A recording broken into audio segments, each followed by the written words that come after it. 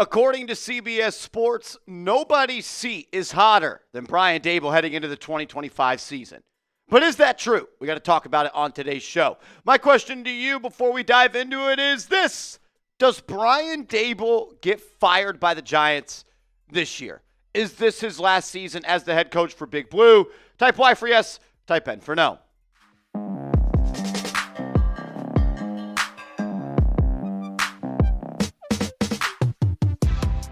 Welcome in to New York Giants Now by Chat Sports. I am your host, Marshall Green. Appreciate everybody for rolling in for today's video as we react to CBS Sports saying that they think Brian Daboll's seat is hotter than any other head coach, and they actually predicted he's going to be fired by Big Blue. Tyler Sullivan wrote this for CBS Sports saying, quote, "No coach has a hotter seat entering 2025 than Brian Daboll in New York. In the 3 years he's been on the job, the Giants are 18-32-1.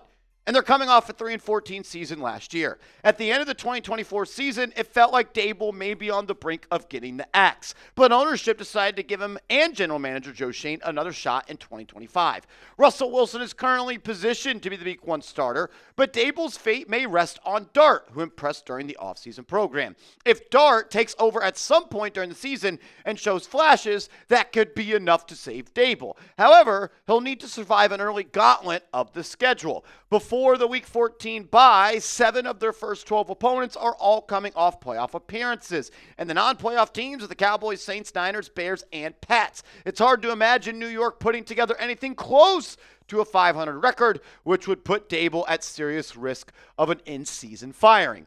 I'll just say this. If the New York Giants are 8-9, there is no way that the Giants fire Brian Daboll. And before we talk about Daboll and if I think he's going to be fired and what it would take for him to be fired, I am sick and effing tired about hearing about the impossible schedule. Oh, the Giants got screwed by the NFL. They got the hard gold jacket, green jacket. I don't give a shit. I am tired of all the moaning, groaning, and straight up just loser mentality about the schedule.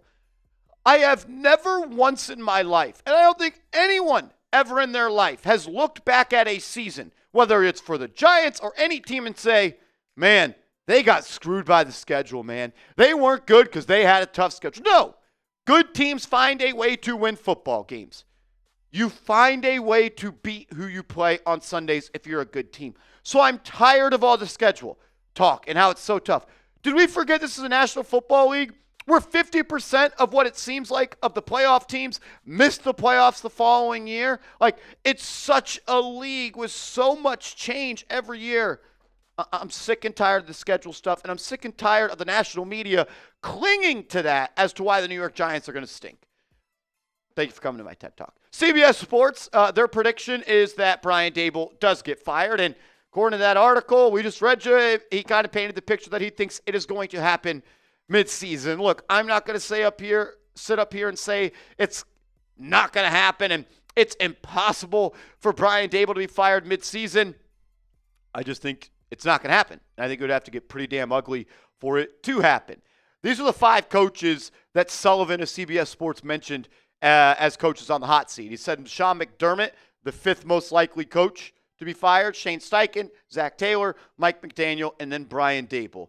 Look, I don't really have many thoughts on whose seat is hotter than Brian Daboll's, but from what I've kind of gathered this offseason, like, it seems like Brian Daboll's seat has cooled and that he's not really going to be on the hot seat going into this year. Like, the New York Giants just let him hand pick the quarterback they took in round 1.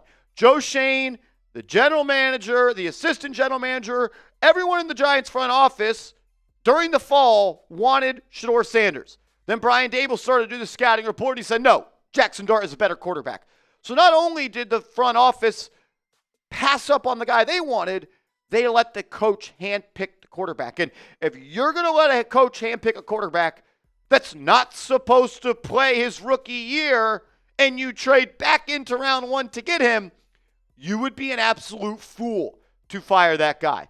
And look, the Giants have done some dumb things in the past, but it would be idiotic to fire Brian Daboll after 1 season with that rookie quarterback who's not supposed to play, and then have that rookie quarterback have to go through head coach number 2 and offensive coordinator number 2 and culture number 2 heading into his second season in the NFL and essentially wasting the full year of development under Brian Daboll. Like, it would have to get really ugly, in my opinion, for Brian Daboll to be fired by the New York Giants. We'll go over some things on the tail end of today's show that could cause him to be fired, but like, I don't see it happening unless shit just hits the fan.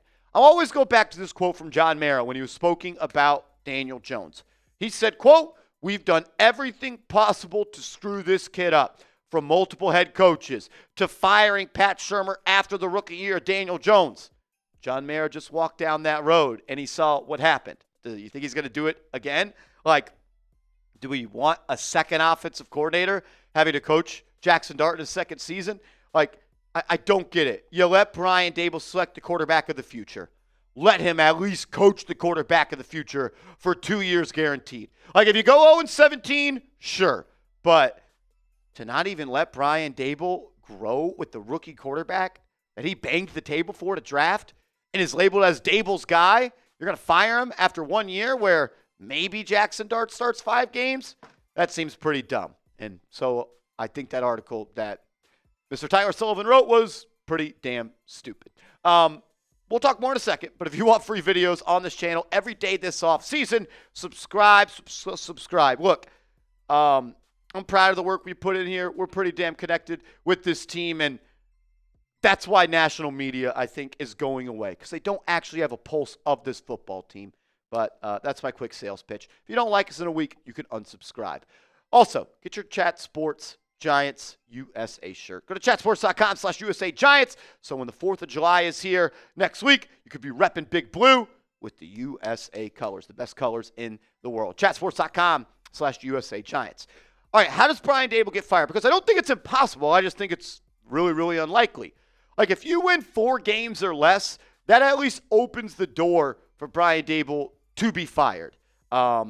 Maybe if you're 2-12 at one point during the season, maybe you fire Brian Daboll. I don't think he should be fired at all mid-season.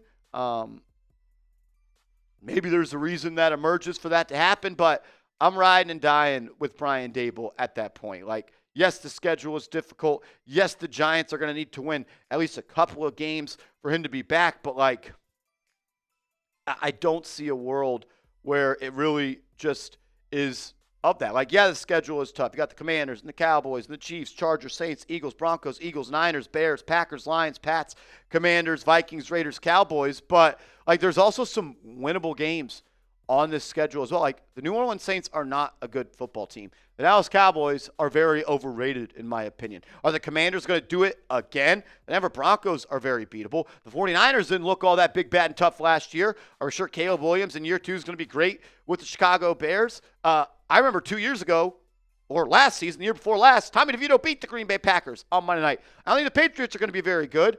The Vikings have a rookie quarterback in J.J. McCarthy, and the Raiders blow. Like, there's a way for this team to win 8 games next year.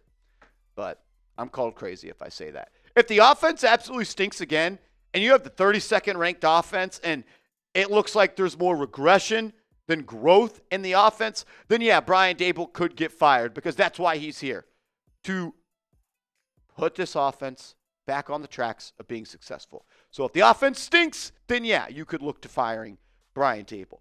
And of course, if there's behind-the-scenes drama where him and Joe Shane go from best buds to absolutely hating each other, like if they are just knocking skulls and not able to get along and not on the same page, then yeah, that could happen. But I don't see it happening. And I don't see Joe Shane being fired either, because they just drafted a quarterback in round 1. And John Mara is not dumb enough for twice now. He already did it with what happened in Dave Gettleman and Pat Shurmur, to fire a head coach the year after you draft a quarterback, and then to fire a general manager not long after that. Like, I don't see the Giants making wholesale changes. You don't allow a duo on the hot seat to draft a rookie quarterback in round 1. That's what I'm trying to say. If Brian Daboll finds himself in a spot where he's got to put Jaxson Dart out there to save his job, like let's say the Giants are 3-11 going into week 15, right? That'd be week 15, 14 games, week 15, 16, maybe something like that.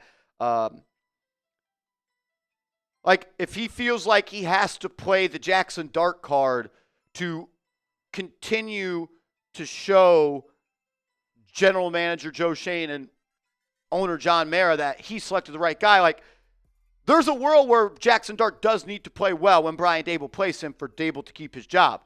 But if he plays him and he stinks and the feeling inside the building is, one, Jaxson Dart doesn't look that good, and two, Brian Daboll is not the guy for Jaxson Dart to develop him, coach him up, and help him reach his apex of his career, then yeah, that could be a problem there. So if you stink and you win 3 games, sure. If the offense blows again, sure. If Brian Daboll and John Mara are butting heads and they can't get on the same page, sure. And if you play Jaxson Dart and he stinks and the Giants think that Dart could benefit from being coached by another guy, then sure.